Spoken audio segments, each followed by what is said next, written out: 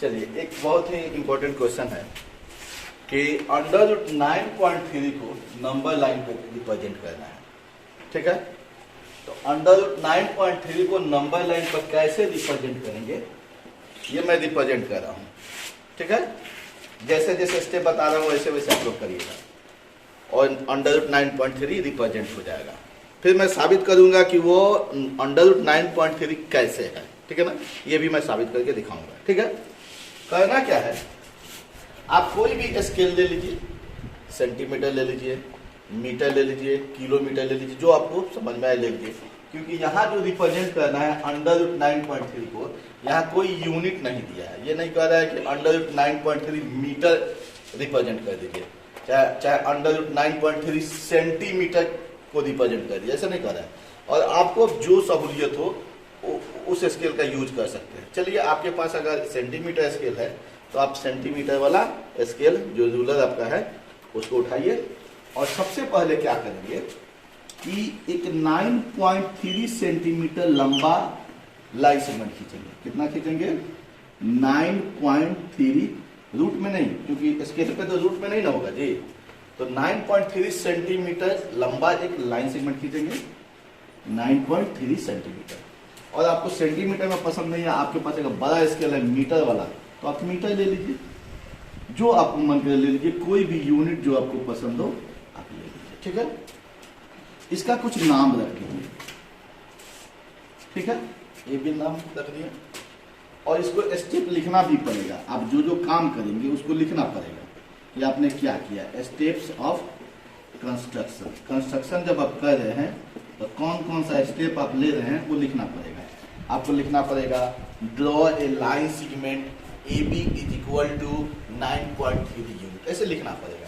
चलो, लिखने वाला काम हम लोग बाद में करेंगे, पहले इसको हम लोग समझ लें कि अंडर रूट 9.3 को कैसे हम रिप्रेजेंट करेंगे, कैसे फाइंड करेंगे कि अंडर रूट 9.3 सेंटीमीटर या मीटर कितना बड़ा लंबाई होता है। अंडर रूट 9.3 ये कितना बड़ा लंबाई होता है, स्केल पे तो अंडर रूट में दिया नहीं रहता है। हमको ढूंढना है कैलकुलेशन करके, ज्योमेट्री की सहायता से, कि अंडर रूट 9.3 कितना बड़ा वैल्यू है। अच्छा, अगर इसका स्क्वायर रूट निकल पाता तभी भी हम बता देते निकाल के, लेकिन जब इसका स्क्वायर रूट निकालेंगे तो क्या होगा कि ये नॉन टर्मिनेटिंग नॉन रिपीटिंग आएगा। इरेशनल नंबर है, क्योंकि ये इरेशनल नंबर है, तो वो जो नंबर फिक्स ही नहीं है, डेसिमल के बाद फिक्स ही नहीं है, ना वो टर्मिनेट कर रहा है ना रिपीट कर रहा है, तो आप उसको कैसे स्केल पर दिखा पाओगे? नहीं दिखा पाओगे। लेकिन ये लंबाई कुछ ना कुछ तो होगी, उस लंबाई को ढूंढना है कि अंडर रूट 9.3 कितना बड़ा लंबाई है, उसको ढूंढने का तरीका मैं बता रहा हूँ। ठीक है ना, तो वो एग्जैक्ट आ जाता है। तो करेंगे क्या, अपने स्केल से, जो भी आपके पास मीटर या सेंटीमीटर वाला स्केल है उसकी सहायता से 9.3 यूनिट लंबा का एक लाइन सेगमेंट खींच लेंगे। ठीक है, उसके बाद क्या करेंगे, इस लंबाई को उसी स्केल से 1 यूनिट और बढ़ा देंगे। कितना बढ़ा देंगे? 1 यूनिट। जिस स्केल का आप यूज कर रहे हैं उसी स्केल से 1 यूनिट और बढ़ा देंगे। कुछ नाम लिख देते हैं, यहाँ लिख देते हैं C। ठीक है, यहाँ से यहाँ तक 9.3 यूनिट है और यहाँ से यहाँ तक 1 यूनिट है। ठीक है, अब इस AC लाइन सेगमेंट का एक परपेंडिकुलर बाइसेक्टर खींचेंगे। कैसे खींचेंगे? कंपास ले लेंगे और कंपास लेकर क्या करेंगे, कंपास में 2 नोक होते हैं, एक लोहा वाला नोक और एक पेंसिल वाला नोक। तो लोहा वाला नोक क्या करेंगे, यहाँ रख देंगे और पेंसिल वाला नोक A से लेकर C के बीच में लगभग आधे से अधिक फैला लेंगे। AC की जो लंबाई है ना, उसके लगभग आधे से अधिक इस स्केल को फैला लेंगे और लोहा वाला नोक यहाँ रखेंगे और पेंसिल वाला नोक से ऊपर ऐसे काटेंगे और फिर पेंसिल वाला नोक से ऐसे नीचे काटेंगे। फिर अब कंपास को छोटा बड़ा नहीं करना है, उतना ही बड़ा कंपास। अब लोहा वाला नोक यहाँ आ जाएगा, ध्यान दीजिएगा, और पेंसिल वाला नोक उधर चला जाएगा और फिर ऐसे काटेंगे।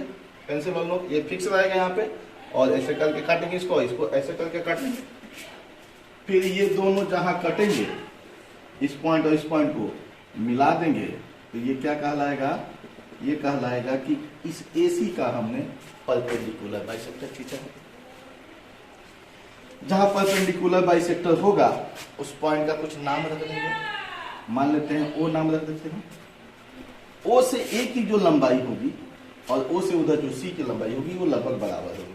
हम हाथ से ऐसे खींचे हैं, थोड़ा छोटा बड़ा हो सकता है, उसके लिए जब टेंशन मत लीजिएगा। तो ऐसे इसको मैं बढ़ा देता हूँ, ये सी हो गया, ठीक है। अब जानिए कि ओ ए और ओ सी ये बराबर होगी, क्योंकि परपेंडिकुलर बाइसेक्टर का ही मतलब हुआ कि परपेंडिकुलर भी हो और बाइसेक्ट भी करता हो, मीन्स आधा आधा में काटता हो। फिर क्या करेंगे, इतना करने के बाद फिर कंपास लेंगे, कंपास का लोहा वाला नोक रखेंगे ऊपर और इसको फैलाते, कंपास को फैलाते फैलाते ले जाएंगे ए तक और यहाँ ले जाकर कंपास को का लोहा वाला नोक यहाँ फिक्स रखेंगे और पेंसिल वाला नोक यहाँ ले जाकर ऐसे करके जब खींचेंगे ना तो इस सी पर ही आकर मिलेगा, ठीक है। और इस तरह एक बन जाएगा सेमी सर्किल, आधा सर्किल बन जाएगा, ठीक है। यहाँ तक समझ में आ रहा है? क्या समझे आप? इसको फिर से समझा देते हैं, एक बार फिर से समझिए क्या क्या हुआ था। हमको रिप्रेजेंट करना है √9.3 को नंबर लाइन और नंबर लाइन, ठीक है।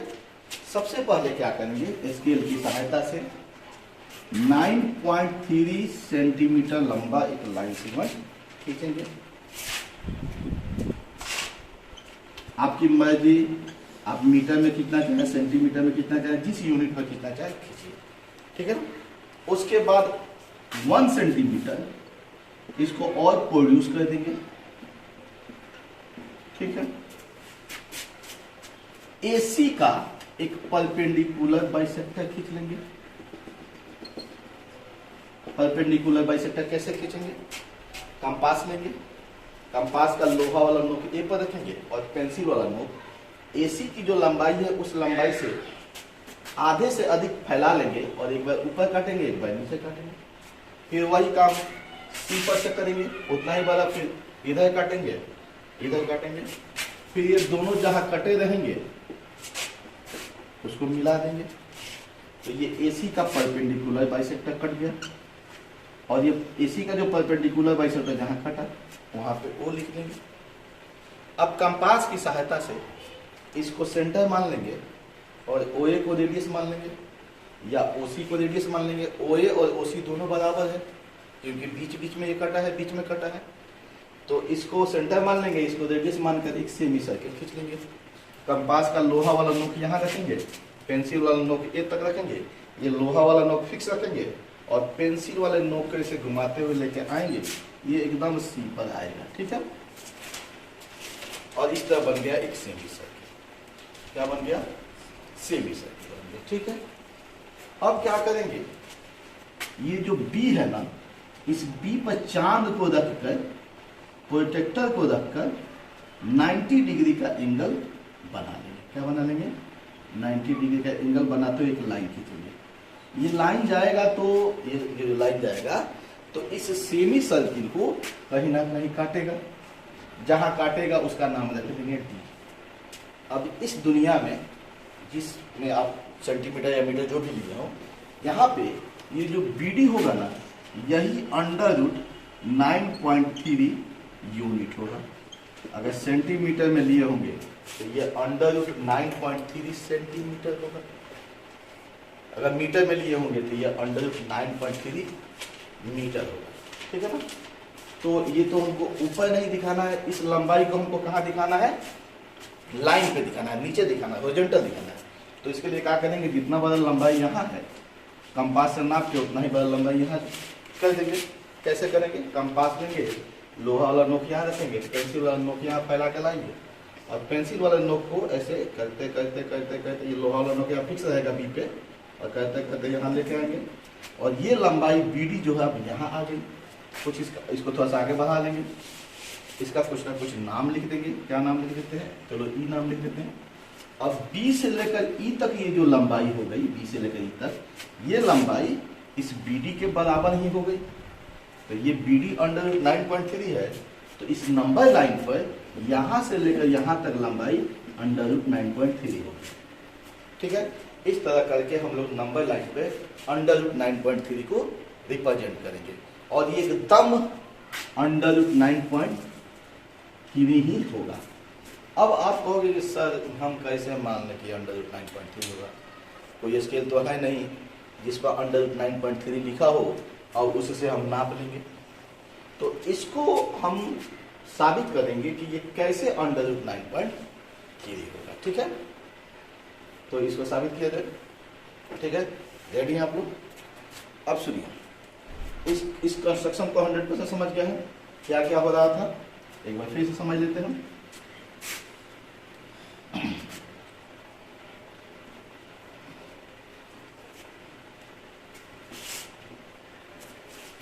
अंडर रूट 9.3 को नंबर लाइन पर दिखाना है। हमने क्या किया, हमने स्केल की सहायता से 9.3 यूनिट का एक लाइन सेगमेंट खींचा। Draw a line segment equal to 9.3 centimetre, name AB and produce AB to C such that BC is equal to 1 unit. Draw the perpendicular bisector of AC. Draw the perpendicular bisector of AC which cuts AC at O, taking O as center and OA as radius. Draw a semicircle. Draw a semicircle.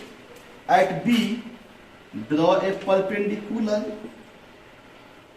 which cuts the semicircle at point D, and BD is equal to under root 9.3. Taking B as center and BD as radius, draw an arc which cuts BC on producing at E, and BE is equal to BD which is under 9.3 unit. Now अब मैं prove करने जा रहा हूं कि ये जो BD है वो कैसे अंडर रूट 9.3 है। ठीक है ना, इसी को दिखाना है, साबित करना है कि ये जो BD का वैल्यू है वो अंडर 9.3 होगा। रेडी है आप लोग समझने के लिए? कोई दिक्कत, कोई परेशानी नहीं होनी चाहिए। चलिए आइए, एक बात बताइए, अगर O से D को हम मिला दें, ज्वाइन OD, तो एक राइट एंगल ट्रायंगल बन जाएगा। DBO एक राइट एंगल ट्रायंगल बनेगा कि नहीं बनेगा? एक राइट एंगल ट्रायंगल बन जाएगा। जब यह एक राइट एंगल ट्रायंगल बन गया तो अगर इसका OB पता हो, इसका OD पता हो, तो पाइथागोरस की सहायता से क्या BD हम नहीं निकाल सकते हैं? तो आप कहोगे सर हाँ निकाल सकते हैं, लेकिन OB हमको कैसे पता होगा? एकदम आसान है भाई, आप A से लेकर B तक खींचे थे, कितना 9.3, फिर B से एक यूनिट और बढ़ाए थे, तो AC की लंबाई कितनी हो जाएगी? तो ये जो 9.3 था A से लेकर B तक, तो AB में अगर इस BC को जोड़ दे, 9.3 में एक यूनिट बढ़ा दे, तो AC पता चल जाएगा। तो AC कितना हो जाएगा? 9.3 प्लस 1, प्लस करने आता है ना, 9.3 को प्लस करेंगे 1 को लिख सकते हैं ना 1.0, तो प्लस करेंगे तो कितना आ जाएगा? 10.3 आ जाएगा ना जी। तो इसको जोड़ो, कितना आ गया? 10.3 आ गया। AC अगर 10.3 है, AC इसको थोड़ी देर के लिए हटा रहे हैं, फिर बाद में लिख देंगे। AC अगर 10.3 है, तो AC का ये हाफ ना है, OC कितना होगा? 10.3 का हाफ होगा। OC कितना होगा?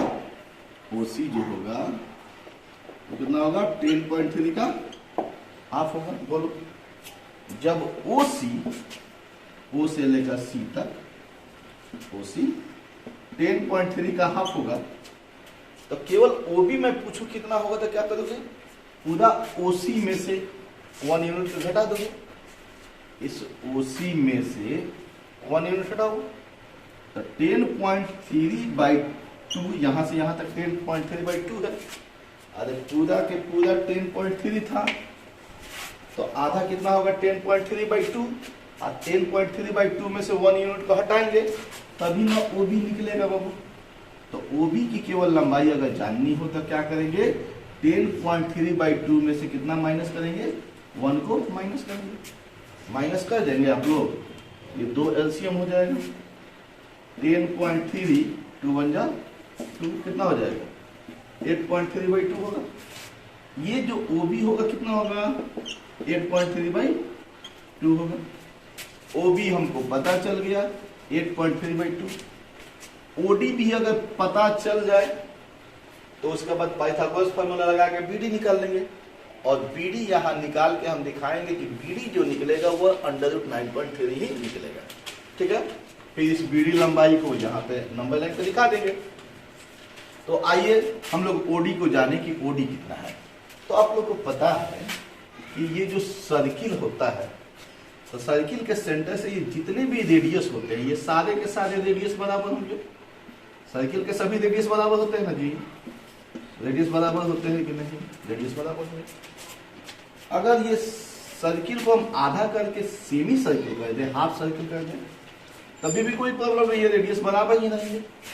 एक बात बताइए, यह जो सेमी सर्किल है, इस सेमी सर्किल का ओ सेंटर है, ओ ये क्या है, रेडियस है, ओसी क्या है, रेडियस है, तो क्या ये ओडी भी तो रेडियस है ना, है सेमी सर्किल का।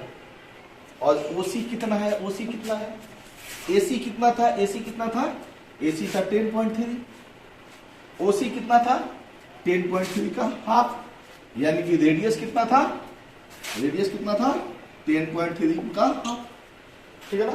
तो अब बताइए ये रेडियस है कि नहीं है, और रेडियस है तो ये कितना है 10.3/2। चलिए आपको ओडी पता चल गया, आपको ओबी भी पता चल गया। अब बारी है कि ये बीडी हम निकालते हैं कि बीडी कितना होगा। तो आप लोग पढ़े होंगे कि राइट एंगल ट्रायंगल में 90 डिग्री सामने वाला हाइपोटेनस कहलाता है। हाइपोटेनस को छोड़ के बाकी कोई भी साइड निकालना हो तो उस साइड को निकालने का फॉर्मूला होता है under root hypotenuse square minus एक और जो साइड है उसका स्क्वायर, ये ना होता है जी। यानी कि बीडी निकालने के लिए इन राइट ट्रायंगल डीबीओ में जो बीडी है उस बीडी को निकालने का क्या फॉर्मूला हो जाएगा, under root hypotenuse square minus ये वाला साइड स्क्वायर, बोलो, यानी कि अंडर रूट 10.3/2 का स्क्वायर हाइपोटेनस स्क्वायर माइनस 8.3 का स्क्वायर, बोलो हाँ कि ना, बोलिए। इसका कैलकुलेशन करते हैं, देखते हैं बीडी का जो वैल्यू है अंडर रूट 9.3 आता है क्या, देखते हैं कैलकुलेशन करके। 10.3 का स्क्वायर कीजिए, 10.3 का स्क्वायर करेंगे तो ये हो जाएगा इतना, 2 अंक के बाद दशमलव, और बाई 2 का स्क्वायर करेंगे 4, ठीक है, माइनस 8.3 का स्क्वायर करना है, 8.3 का मल्टीप्लिकेशन कर दीजिए, 3 9 9 के 24, 8 3 का 24, 8 8 64, 9 4 4 8 6 2 8, ठीक है, 2 अंक के बाद डेसिमल होगा, कितना हो जाएगा 68.89/4, 2 का भी तो स्क्वायर होगा, नीचे जो 2 है उसका भी तो स्क्वायर होगा। चलिए कैलकुलेशन जारी है, 4 4 का एलसीएम तो 4 ही होगा, ऊपर वाला घटाइए, 9 में से 0 9 गया 0, 10 में से 8 गया 2, 15 में से 8 गया 7, 9 में से 6 गया 3, ठीक है ना। 4 से इसको डिवाइड कीजिए, 4 से करिए, 4 9 36, डेसिमल वाला ले लेंगे, 4 3 12, लास्ट वाला 0 का कोई वैल्यू नहीं है। तो ये बीडी का वैल्यू आया कि नहीं, बीडी बराबर कितना आया जी, अंडर रूट 9.3 आया। अब इसी 9.3 को यहाँ नंबर लाइन पे हम दिखा देते हैं, ठीक है। अब यहाँ कंपास का लोहा वाला नोक यहाँ रखेंगे, पेंसिल वाला नोक यहाँ रखेंगे, इसको कर कैसे गिरा देंगे, ये जो बीडी है अब वो आ गई इस नंबर लाइन पे, और बी से यहाँ ई लिख देते हैं, इसको प्रोड्यूस कर देते हैं और लिख देते हैं कि बी जो है ये अंडर रूट 9.3 हो जाएगा। तो अंडर रूट 9.3 को नंबर लाइन पर कैसे डिनोट करेंगे आप लोग समझ गए।